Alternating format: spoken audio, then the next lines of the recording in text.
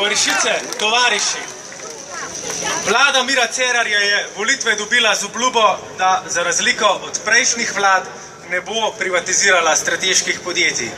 A ta ista vlada je ravno včeraj prodala naše največje telekomunikacijsko podjetje. Prodala je Telekom, prodala ga je pod mizo, prodala ga je skladu špekulativnega kapitala. Prodala ga je za drobiž, za pol njegove dejanske vrednosti. Če povem drugače, prodaja Telekoma bo državo stala več od koruptivnega projekta Teša 6. Bomo res to dopuščali?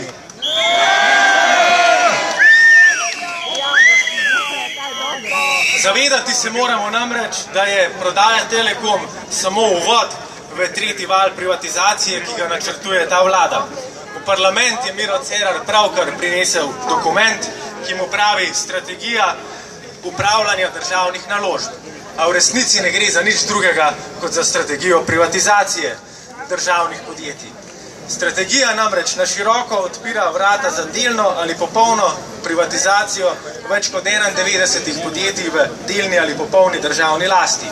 Privatiziran bo tako praktično celoten bančni sektor, načrtuje se prodaja polovice slovenske energetike, polovice Pošte Slovenije, polovice Luke Koper, polovice Darsa, polovice slovenskih železnic.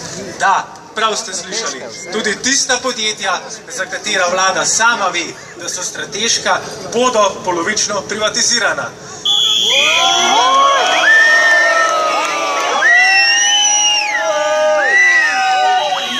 In da je farsa še hujša, vse privatizacijske postopke bo vodil isti prodajalec, ki je odgovoren za polomijo pri Telekomu, Slovenski državni holding.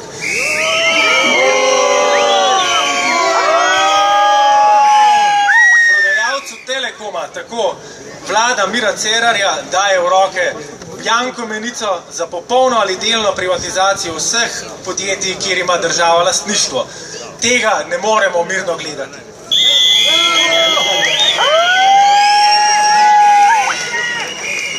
Situacija je kritična. Telekom tako postaje model novega vala privatizacije in resnica strateškosti in premišljene privatizacije, s katero je zmagal volitve Miro Cerar. Taka politika nas pelje na svetovno in evropsko periferijo. Zdaj samostojna podjetja bodo postala podružnice tujih multinacionalk, sedeži se bodo preselili, dobički se bodo zlivali v tujino, zaposleni in državljani pa bomo ostali brez kakršnih koli možnosti odločanja o svoji lastni prihodnosti.